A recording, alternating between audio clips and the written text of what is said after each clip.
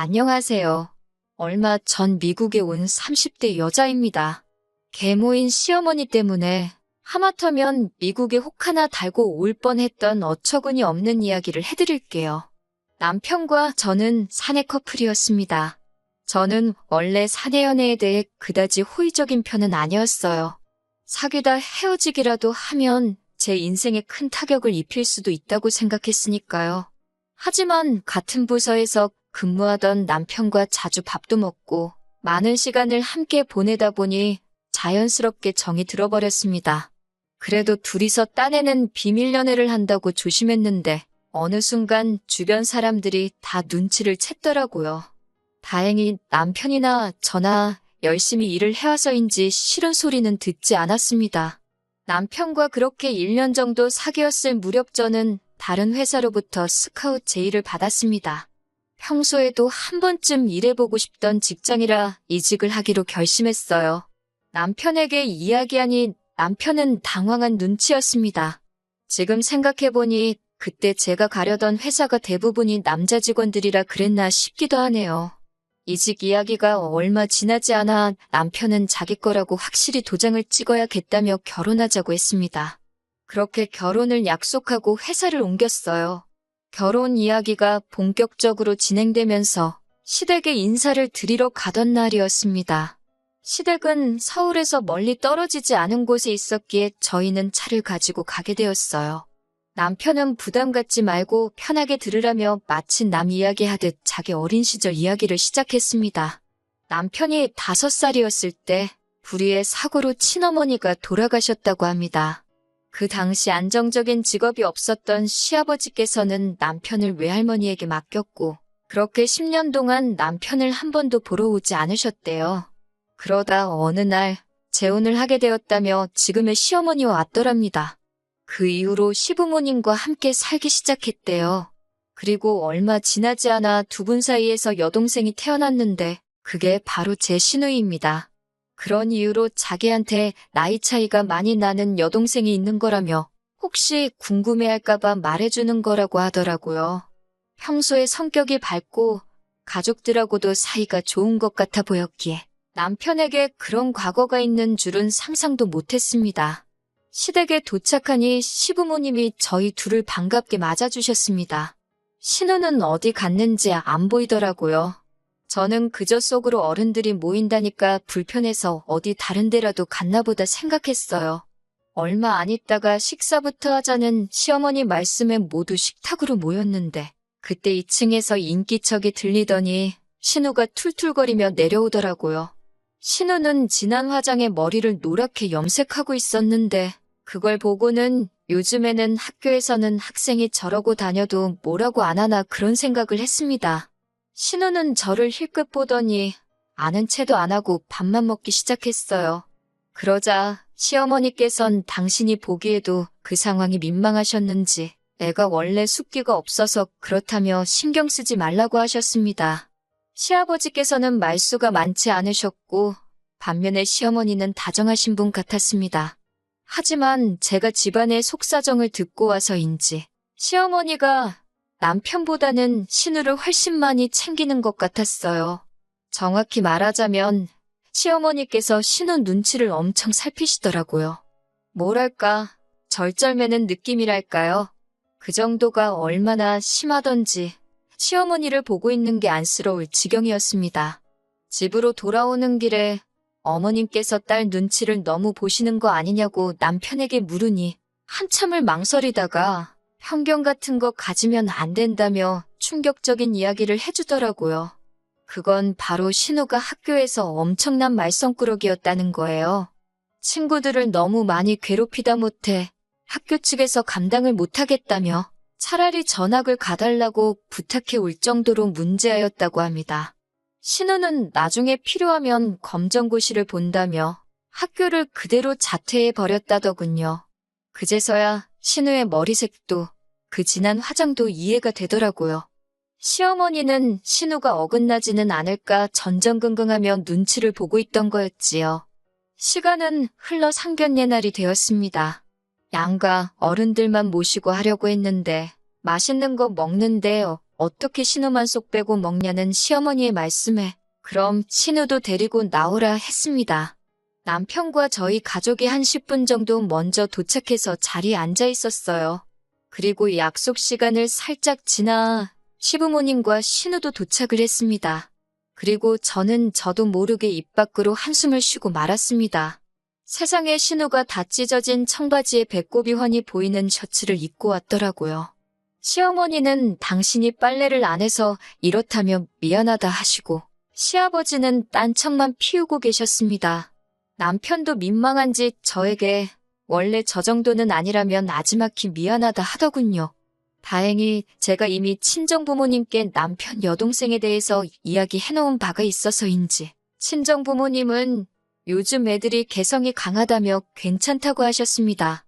이윽고 식사가 시작되었습니다. 장소를 제가 정했는데 다행히 다들 맛있다고 하더라고요. 그런데 갑자기 신우가 이까짓 거 먹자고 집에 있는다는 자기를 끌고 나왔냐며 시어머니한테 투덜거리기 시작했어요. 너무 버릇없는 행동을 보여서 제가 남편을 툭 치며 한마디 하라고 했습니다. 그런데 남편은 모르는 척만 하더라고요. 보다 못한 제가 그래도 기왕 나왔으니까 기분 풀라고 한마디 했어요. 그런데 그 순간 시어머니께서 눈을 동그랗게 뜨고는 저한테 벌써 윗사람 노릇하려는 거냐고 사부치시더군요. 순간 양쪽 분위기가 완전히 싸해졌습니다. 다행히 시아버지께서 틀린 말 한 것도 아닌데 뭘 그러냐며 신우에게 먹기 싫으면 혼자 차에 가 있으라고 한마디 해주셨어요. 그제서야 신우도 입술만 삐죽거리고 조용해졌습니다. 이틀 뒤 데이트를 하다가 상견례 때 있었던 일에 대해서 남편과 이야기를 하게 되었어요. 시어머니께서 신우한테 너무 관대한 거 아니냐고 하니까 본인도 알고 시아버지도 잘 알고 계시답니다. 하지만 남편의 말은 뜻밖이었습니다. 비록 첫 번째 부인은 사고로 잃었지만 어쨌든 남편 입장에서는 엄마 없이 자라는 서름을 겪은 거잖아요. 이번에 이혼이라도 하게 되면 또 다시 딸도 편부모 밑에서 자라야 하는데 당신 자식한테 그런 서름을 또 겪게 할 수는 없다고 그래서 웬만한 건 그냥 참고 사신다 하더라고요. 남편도 시아버지의 그런 뜻을 알기에 웬만하면 시어머니랑 부딪히지 않으려고 한다고 했습니다. 그 이야기를 들으니 상견례 자리에서 남편이 나서지 않았던 것이 좀 이해가 되더라고요. 그리고 얼마 뒤 저는 시아버지께 생각지도 못한 연락을 받았습니다. 저희 회사 근처로 오신다면 남편과 셋이 밥이나 함께 하자고 하시더라고요. 무슨 일로 부르시는 건지 전혀 짐작조차 안 돼서 정말 긴장이 많이 됐어요. 고깃집에서 만났는데 시아버지는 먹고 싶은 건 다 시키라고 하셨습니다. 고기가 나오니까 당신이 직접 구워주시기까지 하셨어요. 저랑 남편이 서로 굽겠다고 하는데도 하루 종일 일한 사람들이니까 편하게 먹기만 하라고 하시는데 정말 감동이었네요. 이윽고 시아버지는 저희에게 결혼할 때 뭐뭐가 필요하냐고 물어보셨습니다. 그러면서 농담 반 진담 반처럼 상견례 자리에서는 시어머니가 있어서 못 물어보셨다고 혹시 서운했냐고 하시더라고요. 사실 신우가 아직 어리기도 하고 또 시어머니가 어쨌든 남편에겐 친어머니가 아니다 보니 집 문제라던가 혼수예단 문제를 말하기가 어렵더라고요. 남편도 괜히 눈치 보는 것 같았고요. 그래서 그냥 둘이 반반 결혼하는 쪽으로 입을 맞춘 상태였어요. 그런데 시아버지께 먼저 물어봐 주시니 너무 감사했지요. 저희가 우물쭈물하고 있으니까 하긴 어떻게 대놓고 뭘 해달라 소리를 하겠냐며 통장을 하나 주시더라고요. 통장을 열어보니 5천만 원이 찍혀 있었습니다. 시아버지께서는 남편에게 돌아가신 남편의 친어머니 보험금에 당신이 좀 더 보탠 거라고 덧붙이셨습니다.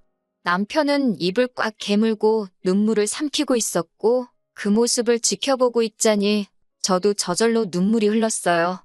그 이후로 저희는 결혼식을 올리고 시아버지가 주신 돈에 친정 부모님이 보태주신 돈 그리고 영끌에서 작은 아파트를 하나 샀습니다. 그런데 얼마 지나지 않아 남편이 회사를 관두게 되었습니다. 직장 상사와의 불화가 있었는데 남편이 그 스트레스를 견뎌내지 못했거든요. 대출까지 있는 대로 끌어서 집을 샀는데 바로 남편이 퇴사를 하니 정말 힘들었습니다. 남편도 저를 바라볼 낯이 없다며 막노동을 나가기 시작했어요.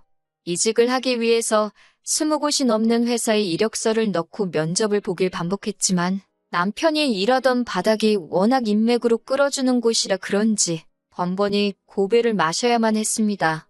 저는 남편에게 기죽지 말라고 두드리면 열린다지 않냐며 열심히 해보자고 다독였습니다. 하지만 그 시간이 길어지자 저도 불안하고 스트레스를 받게 되더라고요. 그러다 하루는 제 상황을 알고 있던 회사 상사가 저를 불렀습니다. 자기가 간섭할 일이 아닌 것 같지만 요새 얼굴이 금방이라도 쓰러질 것 같아서 그런다며 혹시 해외에 나가고 싶은 생각이 있냐고 묻더라고요. 회사에서 전부 다 지원해주는 해외 연수니까 남편이랑 같이 가라고요. 인생의 터닝포인트가 될지 아냐면서 말이지요. 남편과 상의 끝에 해외 연수를 가기로 했습니다. 다행히 배우자에 대한 지원도 어느 정도 가능하였기에 이러한 결심을 내릴 수가 있었어요. 남편의 실직을 걱정하던 양가에도 이 기쁜 소식을 알렸습니다. 특히나 시어머니께서 너무 좋아하시더라고요. 남편에게도 잘 된 일이라고 그러시는 게 아니고 혼자서 다른 계산을 하고 계셨거든요. 시어머니께서는 저희더러 신우를 같이 데려가라고 하셨습니다. 그럼 애가 영어도 늙어고 세상을 보는 눈이 넓어지지 않겠냐 하시면서요. 저희들 먹는 밥상에 수저 하나만 놔주면 된다면서 정말 아무것도 아니라는 듯 말씀하시는 그 뻔뻔함에 기가 차더라고요. 저는 그렇게는 못한다고 말씀드렸습니다. 저나 남편이 지금 놀러가는 게 아니라고 몇 번을 설명해도 시어머니는 듣질 않으셨어요. 급기야는 저희더러 신우를 안 데려가겠다는 건 가족이기를 거부하는 거고 저희가 신우의 인생을 망가뜨리는 거라고 하더군요. 심지어 그 불만투성이에 툴툴거리고 욕을 입에 달고 살던 신우가 저를 언제부터 그렇게 친했다고 언니 하고 부르는데 두 모녀가 가증스럽기까지 했습니다. 저는 남편에게 아무리 시어머니랑 부딪히기 싫어도 이번만큼은 당신이 나서달라고 몰아붙였습니다. 내가 무슨 욕바지도 아니고 왜 나 혼자 시어머니의 말도 안 되는 요구를 감당해야 하냐고요. 친정에서도 그럴 거면 그냥 이혼하고 혼자 가라는 소리까지 하셨을 정도로 저와 저희 친정부모님은 스트레스를 받고 있었습니다. 그리고 출국 한 달 전쯤 남편이 결국 폭발을 했습니다. 어김없이 전화에 신우 데려가라고 난리를 치는 시어머니께 여동생만 자식이냐고 나는 자식 아니냐고 소리를 치더군요. 자꾸 이러시면 자기 이혼당한다고 그랬으면 좋겠냐고요. 한 번이라도 자기를 친자식으로 생각하신 적이 있다면 제발 억지 좀 그만 쓰라고 거의 울부짖듯이 외쳤습니다. 시어머니는 눈도 깜짝 안 하고 남편더러 너도 결혼했으니 이제 자식 낳아보라고? 배 아파 나 키운 자식하고 그냥 키우기만 한 자식하고 그게 어떻게 같을 수가 있겠냐 하시더군요. 옆에서 듣고 있던 저는 정말 심장이 쿵하고 내려앉는 기분이었습니다. 아무리 그래도 10년을 넘게 어머니라고 부르며 옆에 있던 자식한테 어떻게 저런 모진 말씀을 하시나 싶었어요.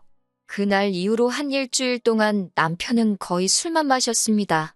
저는 도저히 보고만 있을 수가 없어서 시어머니를 찾아갔어요.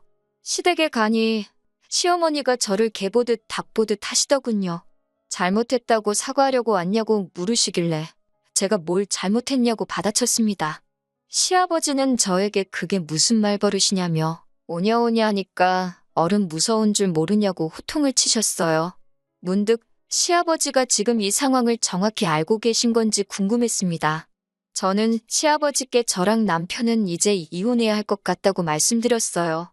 그러자 시아버지께서 눈이 동그래지시더니 어디 감히 이혼 소리를 하나며 말버릇 지적한 걸로 잔소리 들었다고 이혼한다고 하는 거냐며 호통을 치시더라고요. 저는 시아버지를 먼저 진정시키고 회사에서 준 해외 연수 기회며 그동안 시어머니가 신우 데려가라고 억지 쓴 일부터 그날 시어머니가 남편에게 했던 배 아파 낳은 자식 이야기까지 그동안에 있던 모든 일에 대해서 하나도 빼놓지 않고 다 일러바쳤습니다. 처음에는 저더러 말도 안 되는 소설 쓰고 있다고 믿지 않으셨던 시아버지도 제가 그나마 가지고 있던 몇 개의 녹음 파일을 들려드리자 점점 안색이 안 좋아지시더군요. 시어머니께서는 시아버지께 당신이 너무 열받아서 그런 소리를 한 거라며 오빠가 미국물 먹으러 가면서 여동생 좀 데려가는 게 그렇게 어려운 일이냐고 계속 당당하게 행동하시더군요. 하지만 시아버지께서 무서운 눈으로 시어머니를 노려보시더니 딸 앞길은 걱정되고 아들 앞길은 신경 안 쓰냐며 엄마라는 사람이 어째 그러냐고 혀를 차셨습니다. 그러더니 저에겐 네 시어머니가 하는 말은 지금부터 하나도 귀담아 들을 필요 없다고 니들 일은 니들이 알아서 하라고 하시더군요. 그러자 시어머니가 지금 며느리인지 앞에서 자기를 무시하는 거냐며 그럴 거면 이혼하자고 시아버지께 달라들더라고요.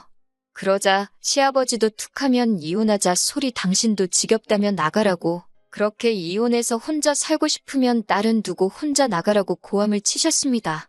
처녀를 건드려 놓고 결혼 안 해준다고 난리를 쳐서 팔자에도 없는 재혼을 하게 만들더니 이제는 평생을 이혼하자는 소리로 사람을 괴롭힐 거냐면서요. 점점 시부모님의 부부싸움이 과격해져서 제가 있기가 뭐하더라고요. 결국 일단 알겠다고 말씀드리고 시댁에서 빠져나왔습니다. 저는 남편에게 시아버지가 하신 말씀을 전하고는 냉정하게 들릴지 모르겠지만 이제 시어머니에 대한 미련이나 원망은 마음에서 버리라고 했습니다. 나랑 결혼했으니까 행복한 미래만 생각하고 같이 열심히 살자고요. 그리고 며칠 뒤 시아버지께서는 제 계좌로 500만 원을 보내주셨습니다. 생각지도 못한 돈에 제가 연락을 드렸고 결혼 전 그날처럼 셋이 식사를 하게 되었어요. 이번에는 제가 고기를 구웠습니다.